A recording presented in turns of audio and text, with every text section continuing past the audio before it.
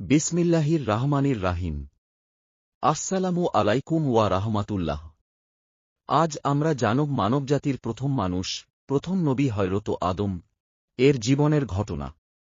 এই ঘটনা আমাদের শেখায় আল্লাহর আনুগত্য, শয়তানের ধোঁকা থেকে বেঁচে থাকা এবং তাওবার গুরুত্ব। আল্লাহ তাআলা যখন পৃথিবীতে মানুষ সৃষ্টি করার সিদ্ধান্ত নিলেন, তখন তিনি ফেরেশতাদের বললেন, আমি পৃথিবীতে একজন প্রতিনিধি, খলিফা সৃষ্টি করতে যাচ্ছি।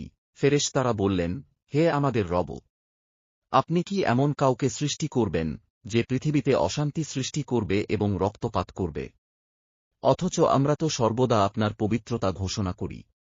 আল্লাহ তাআলা উত্তরে বললেন, আমি যা জানি তোমরা তা জানো না। এরপর আল্লাহ তাআলা মাটি থেকে হযরত আদম কে সৃষ্টি করলেন। তারপর তাঁর মধ্যে রূহ ফুঁকে দিলেন। এভাবেই পৃথিবীর প্রথম মানুষ ও প্রথম নবীর সৃষ্টি হল। আল্লাহ তাআলা আদম কে বিভিন্ন বস্তুর নাম শিক্ষা দিলেন। এরপর ফেরেশতাদের সামনে সেই নামগুলো জিজ্ঞাসা করলেন।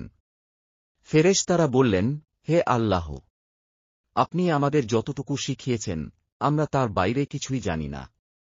তখন আদম সবকিছুর নাম বলে দিলেন। এতে প্রমাণ হল আল্লাহ মানুষকে জ্ঞান ও বুদ্ধির বিশেষ মর্যাদা দিয়েছেন। এরপর আল্লাহ তাআলা সকল ফেরেশতাকে আদেশ দিলেন, আদমকে সিজদা করো। এটি ছিল সম্মানের সিজদা, ইবাদতের নয়। সব ফেরেশতা আল্লাহর আদেশ মেনে সিজদা করলেন। কিন্তু একজন সিজদা করল না। সে ছিল ইবলিস। তখন আল্লাহ তাআলা বললেন, আমি কি তোমাদের এই গাছ থেকে নিষেধ করিনি? আমি কি বলিনি যে শয়তান তোমাদের প্রকাশ্য শত্রু? নিজেদের ভুল বুঝতে পেরে আদম ও হাওয়া গভীর অনুতপ্ত হলেন। তারা আন্তরিকভাবে আল্লাহর কাছে ক্ষমা চাইলেন। তারা দোয়া করলেন, হে আমাদের প্রতিপালক, আমরা নিজেদের প্রতি জুলুম করেছি। আপনি যদি আমাদের ক্ষমা না করেন এবং আমাদের প্রতি দয়া না করেন, তবে আমরা অবশ্যই ক্ষতিগ্রস্তদের অন্তর্ভুক্ত হয়ে যাব। আল্লাহ তাআলা তাদের তাওবা কবুল করলেন। তবে পৃথিবীতে বসবাস করার নির্দেশ দিলেন। তিনি বললেন, তোমরা পৃথিবীতে নেমে যাও। সেখানে নির্দিষ্ট সময় পর্যন্ত তোমরা বসবাস করবে। সেখানেই জীবনযাপন করবে, সেখানেই মৃত্যু হবে এবং কিয়ামতের দিন সেখান থেকেই পুনরুত্থিত হবে। এরপর আল্লাহ তাআলা আদম এর জন্য তাঁর স্ত্রী হাওয়া কে সৃষ্টি করলেন। তারা দুজন জান্নাতে শান্তিতে বসবাস করতে লাগলেন। আল্লাহ তাদের বললেন, তোমরা জান্নাতের সবকিছু খেতে পারো, কিন্তু এই একটি নির্দিষ্ট গাছের কাছে যেও না। ইবলিস তাদের শত্রু ছিল। সে নানা কৌশলে তাদের ধোঁকা দিতে লাগল। সে বলল, এই গাছের ফল খেলে তোমরা অমর হয়ে যাবে এবং চিরকাল জান্নাতে থাকবে। ইবলিস মিথ্যা কসমও খেল যে সে তাদের মঙ্গল চায়।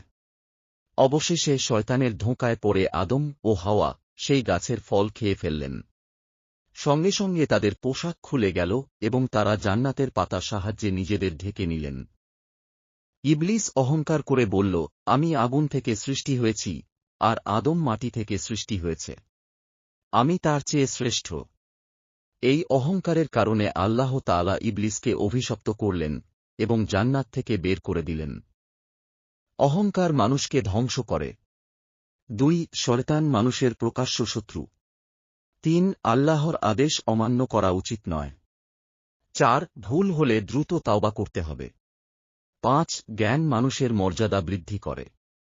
6 হিংসা ও ঈর্ষা থেকে দূরে থাকতে হবে। 7 আল্লাহ দয়ালু, আন্তরিক তাওবা করলে তিনি ক্ষমা করেন। প্রিয় ভাই ও বোনেরা, হযরত আদম এর জীবন আমাদের শেখায়, মানুষ ভুল করতেই পারে, কিন্তু ভুলের পর আল্লাহর কাছে ফিরে আসাই একজন মুমিনের পরিচয়।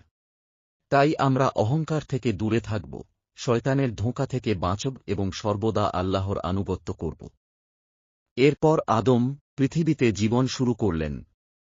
তিনি মানুষকে এক আল্লাহর ইবাদতের শিক্ষা দিলেন, সত্যের পথে ডাকলেন এবং সন্তানদের সঠিক জীবনযাপনের শিক্ষা দিলেন। হযরত আদম এর সন্তানদের মধ্যে কাবিল ও হাবিলের ঘটনাও আমাদের জন্য বড় শিক্ষা।